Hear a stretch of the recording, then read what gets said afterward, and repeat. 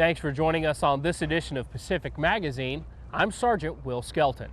We're here in Kodiak, Alaska, where anything and everything related to the sea can be found, where hundreds of boats fill the harbors and bald eagles can be seen by the dozens. One rarity are the countless men and women of the United States Coast Guard who make this volatile water surrounding the island safer. And all of that starts with ensuring vessels are in ship shape. In the town of Kodiak, Alaska, you'll find mountains, wildlife, and fishermen. And fishing, by far, is a way of life. What you might not know is that just like you have to get your car inspected in some states, in Kodiak, you also have to get your boat inspected. And that's the job of these guys, the Marine Safety Detachment stationed on the island. And these Coast Guardsmen know just how important these inspections are. They are unbelievably important. It is a voluntary program, but data shows that 3/4 of the people that have inspections come back. And to me, 75% probably isn't enough. Let's face it, it's not like getting a boat inspection is a bad thing.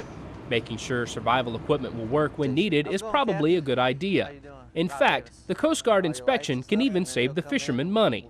I like doing inspections. I love it. I think this is a great thing to do. It's good for the fishermen. It's good for our community. Plus, we don't cost any money. When they get boarded out at sea and they don't have it, they got to pay fines, and I don't think anybody likes paying money.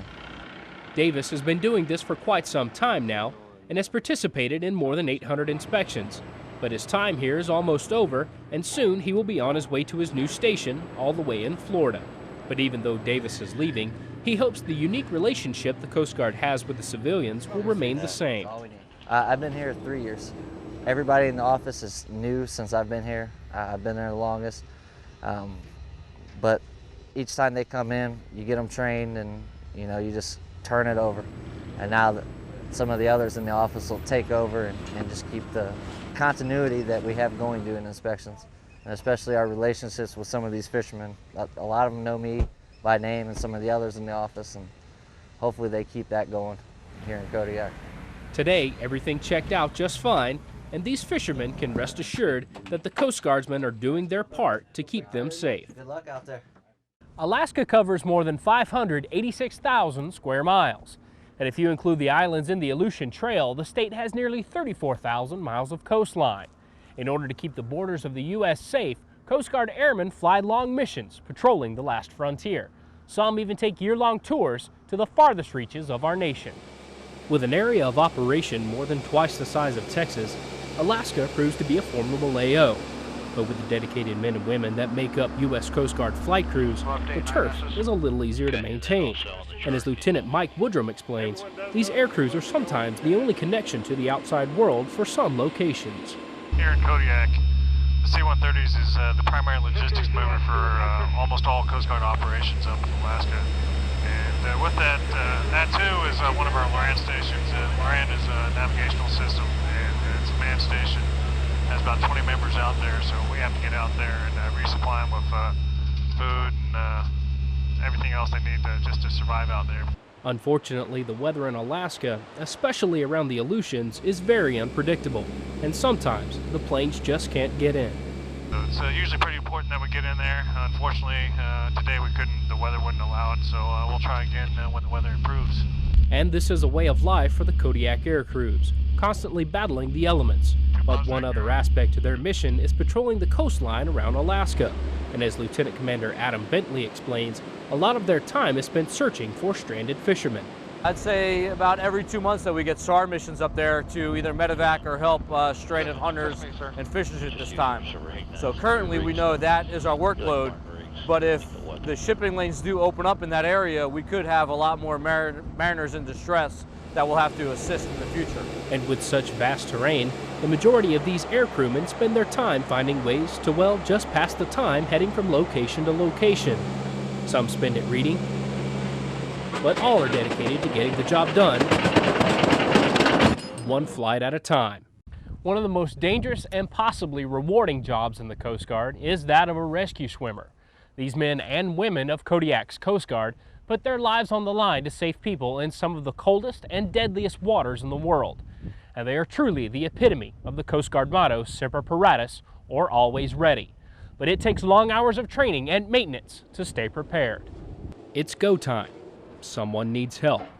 Another search and rescue call has come in, and as the helo fires up to go save another life, it's all in a day's work for the rescue swimmers of Kodiak, Alaska.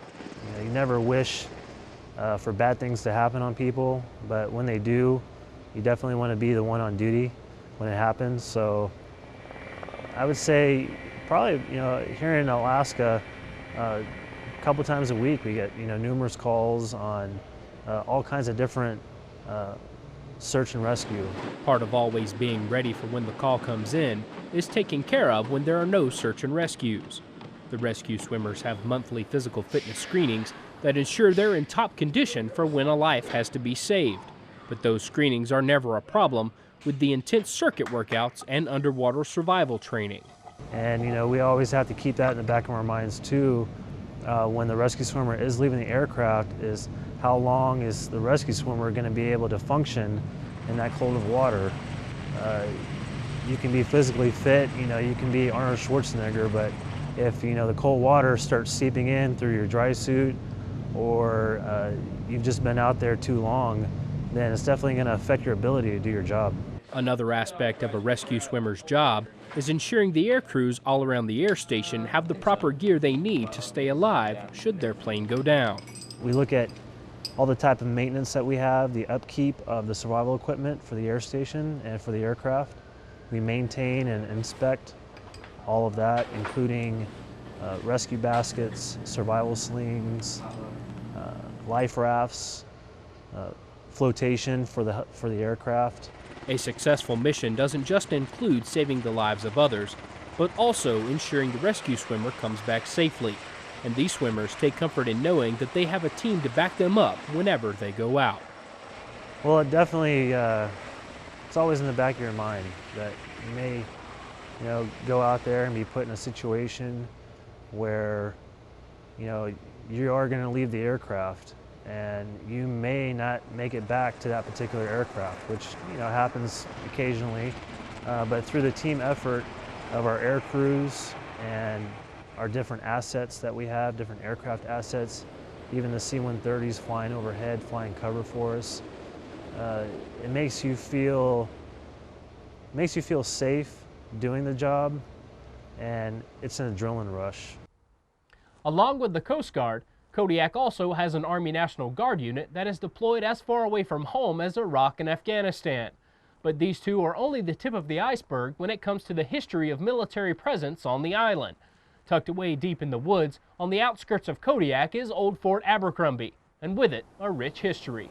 Even though Kodiak is part of Alaska, it's almost a world within itself. From beautiful foggy coastline to free-roaming buffalo, it has many exclusive attributes. One of those is its military history museum, along with one of its unique curators. I've been involved in communication, so I've always been in buildings without windows, but it's kind of cool being in a bunker. Have a museum in a bunker. I mean, it's a challenge, and it's a lot of fun. Kodiak's Military History Museum is primarily a monument to the World War II era. It does hold a few modern pieces, though, from a local Army National Guard unit. But as Mr. Law explains, its beginnings started long before that unit ever set foot in Alaska. You have to understand that Japan started taking over, a lot of the, not so much the South Pacific, but the area like Vietnam, China, and whatnot, in a very aggressive colonial type posture. A survey in the late 1920s identified Kodiak as a promising location for a naval facility. It would just take a lot of work to develop, but it had the potential to allow the Navy access to the sea in as little as 30 minutes. 1939, they sent Seames Drake up here to start that process, to build the Navy base. Well, we know what happened December 7th, 1941. Pearl Harbor was attacked. That accelerated that by taking the civilian contractors off of that and putting military assets into that.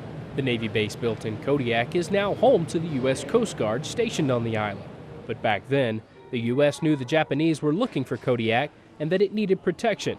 And with that knowledge, posts were built all around the island. A lot of building went on between 1942 and 1943. There were 4 forts here, Fort Abercrombie being one, Fort Tidball out on Long Island, out at the head of the harbor, Fort Smith on the other side of the Navy base, and Fort Greeley as the admin command for coastal defense, and as well as to keep the buildings going.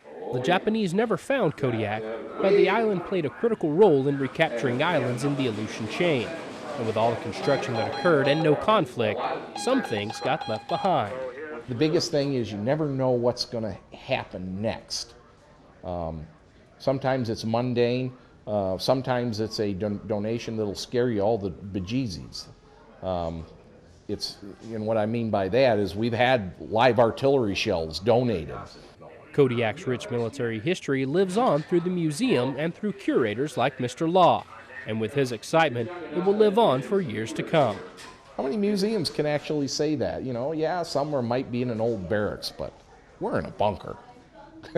You know, there's something special about that. And that wraps up this edition of Pacific Magazine. I'm Sergeant Will Skelton. We'd like to send out a special thank you to our new Coast Guard friends and everyone else who made this show possible.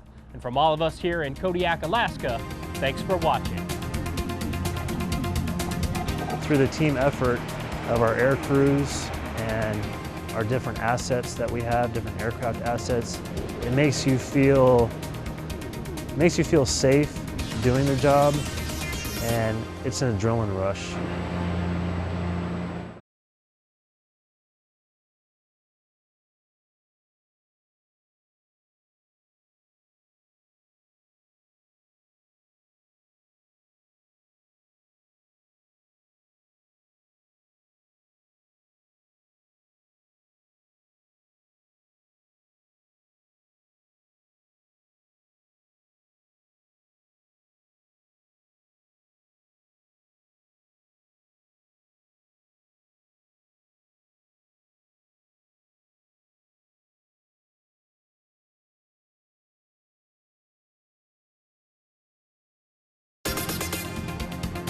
On the next edition of Pacific Magazine, our own Army Sergeant Charlie Mabe takes us to the Philippines, where he took part in the Asian Regional Forum's voluntary demonstration of response on disaster relief. We'll see the disaster relief operations on land and sea in this special report. We'll have those stories and more as we bring the Pacific Command to the world, weeknights at 6:45 and 10 on AFN Prime Pacific.